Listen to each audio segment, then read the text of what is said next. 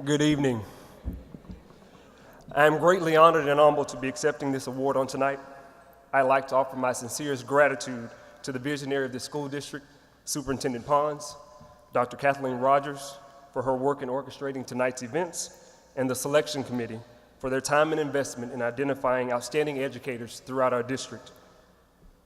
I would not be the person I am today if it had not been for the support systems that God placed strategically along my pathway in order to see to it that I never looked back or took the easy way out.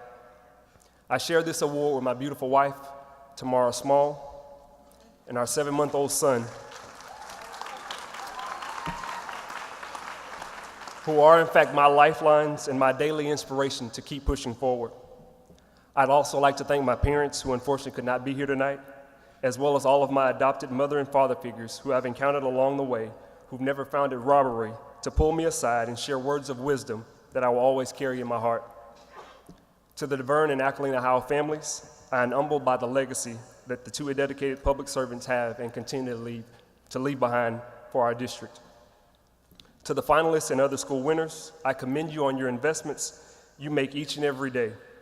I know that each of you go above and beyond the call of duty, and your commitment to education is not only worthy of recognition, but is exemplary of what great educators do on a daily basis. Last but not least, to my Springwood family. It has been a great journey these first 9 months as your new principal, and I'm looking forward to many more years as a Springwood Owl superintendent.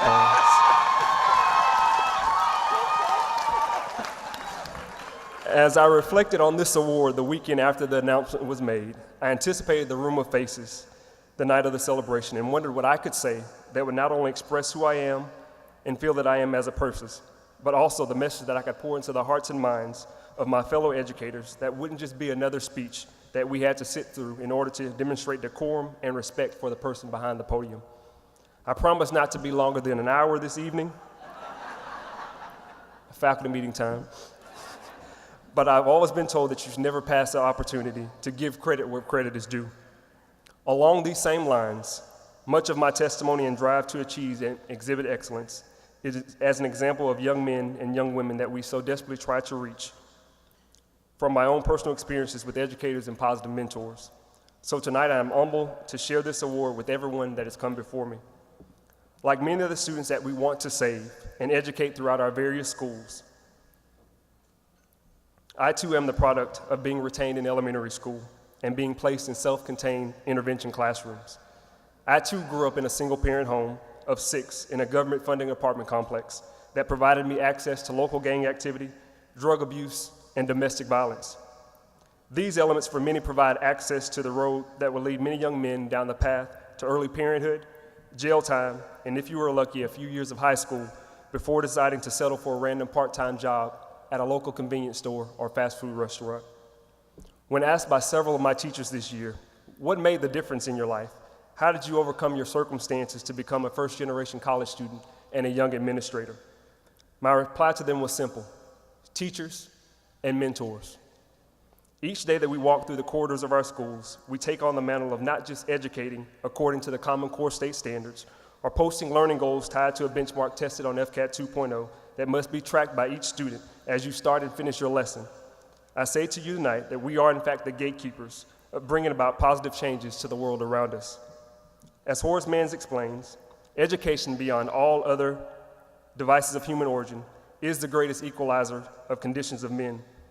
The provision of this education by quality staff that demanded excellence of me despite my circumstances took the time to get to know me and ensure that my basic needs of food and clothing were met before they even required me to put my name on a sheet of paper, were all parts in making me into the man that I am today. As we stand at the helm of even more changes and expectations of an ever-demanding system, I admonish each of you to continue to press forward toward the mark of the high calling.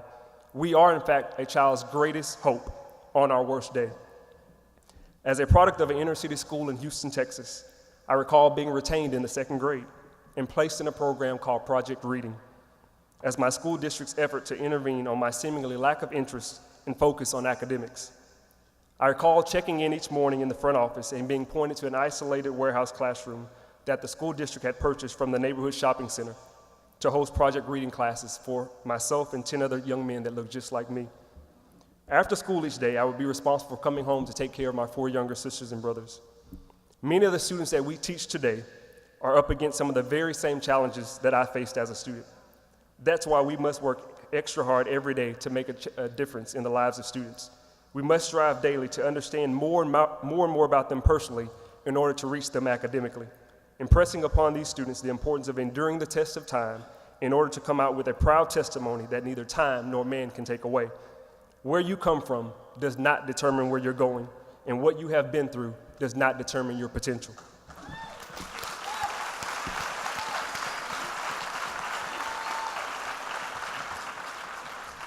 My final anecdotal story before I take my seat tonight stems from a message I heard delivered a few years ago by a community member at an end-of-year ceremony. In the story, he suggests that there are 3 categories of people: those that are carrots, those that are eggs, and those that are coffee beans. Moreover, each of these people does not only have different personal characteristics, but also respond differently to the various situations in life. When placed in hot boiling water, similar to the stresses and pressures of life, the carrot, which initially seems hard and strong, will soon wilt and turn soft. The egg, which also has a hard exterior, but initially has a fluid interior and soft heart, when placed in boiling water of life, will soon lose its soft, flexible inside and become thick and tough. Finally, similar to the carrot and the egg, the coffee bean, which also has a tough exterior, but when placed in hot circumstances, the bean actually changes the water. The very circumstances that bring pain when it heats up has to submit to the very essence of the bean's presence. The water eventually releases the fragrance of the bean and the very fiber of the bean's purpose in life. When the hours are the darkest and the trials are the greatest, do you elevate to another level and initiate change all around you?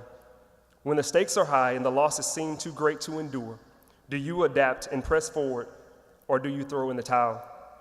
And when the state continuously changes the moving targets of student achievement and legislates without direction or resources, do you blame the kids and the parents, or do you stand firm and educate regardless? There's no need to answer any of these rhetorical questions, because I truly believe that each of you assembled here tonight as stakeholders in Leon County schools are not only coffee beans destined to change the world, you are not only the heartbeats of the educational pipelines that our students strive to excel in, with or without learning goals posted in the upper quadrant of your dry erase board, with or without a learning rubric that outlines the progressive development of learning associated with today's declarative or procedural learning goal, you are in fact the superheroes of today and will forever be supermen and superwomen in my book. Thank you.